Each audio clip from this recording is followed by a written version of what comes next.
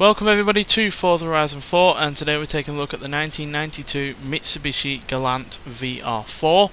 Now this is part of the 6th generation of the Galant that was produced between 1987 to 1992, although in America it did last until 1994.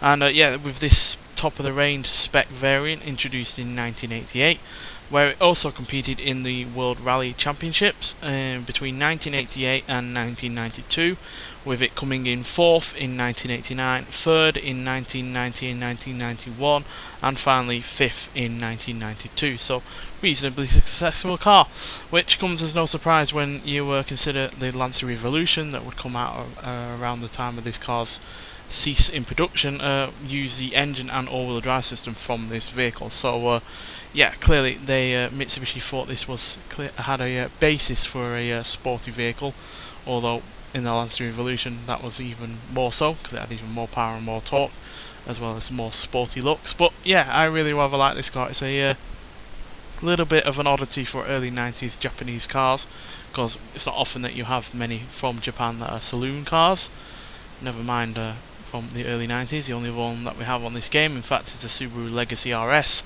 So this is a really good car, and you can tell it's an old Mitsubishi because it has MMC on the back of it, which obviously stands for Mitsubishi Motor Corporation, which obviously they ditched a long time ago.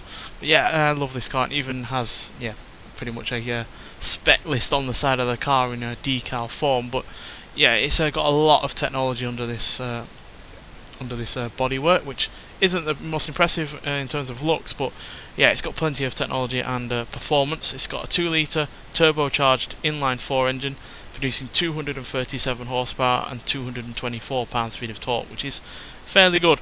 In terms of weight though, that's a little sketchy. It's either 2,976 pounds or 3,153 pounds in weight. I can't quite gauge on that. I think on this game it's just the lower end, but I've seen people say it's higher than that. But either way, that's still a decent amount of weight for a quite a powerful car. So yeah, it's far from the heaviest of vehicles, and it's got plenty of equipment, plenty of room. It's a typical early 90s car. They've got some electronics obviously with all the gizmos underneath, but it's a little bit more basic in terms of interior.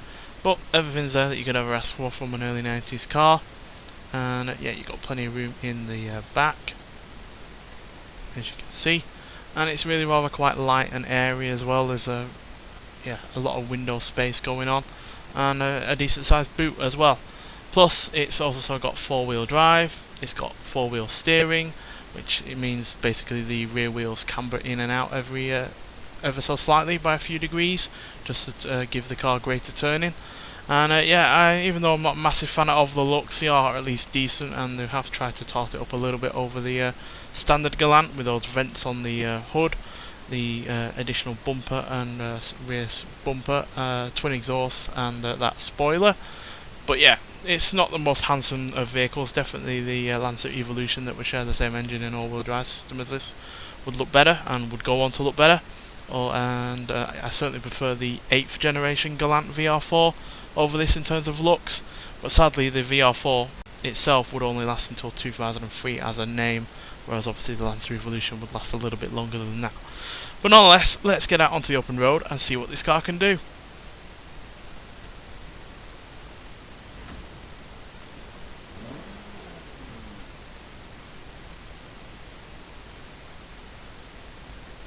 So yeah, all-wheel drive, plenty of torque from that turbocharged engine, and you've got one of the more interesting to drive vehicles on this game, because it's got all of the handling and grip in the world, but not necessarily the most amount of power to really challenge it. But that's a good thing, because it means you can throw this car around, know full well that you're not going to be going too fast for it to for the car to handle it, but also have plenty of fun in the process. But yeah, being a car with festooned with technology, it does feel a little bit disconnected at times in terms of its handling and its in general fun. But it's still a good car, and it still is fun when you really get it going. But yeah, I'll let you listen to the engine for a little bit first, and then we'll talk about it some more.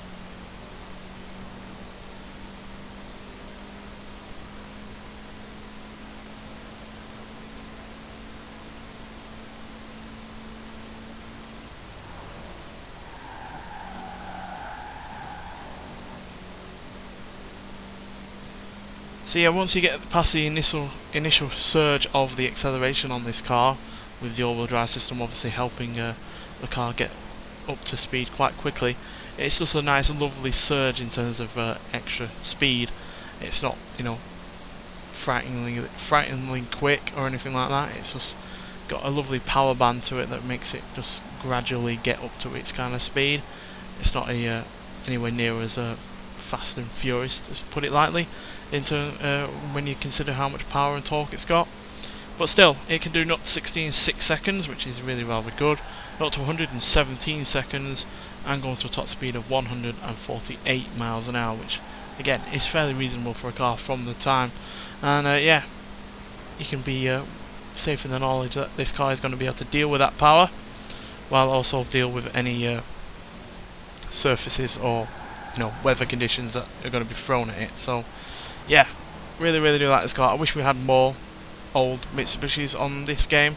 I know we have an older Mitsubishi in the form of the Starion, but yeah, we've not got very many from this period, to be honest, to try out, and I would like some more.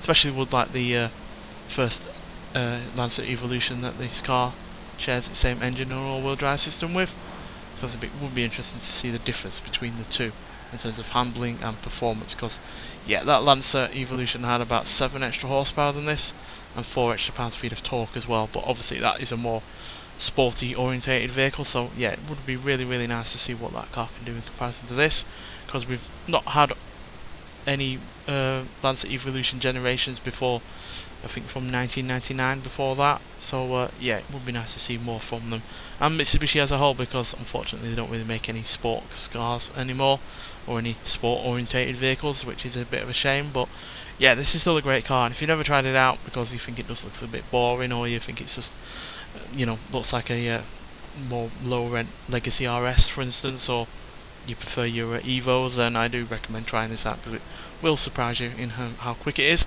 and how versatile it is as well in terms of upgrades. Nonetheless, thanks for watching, and I'll see you in the next one.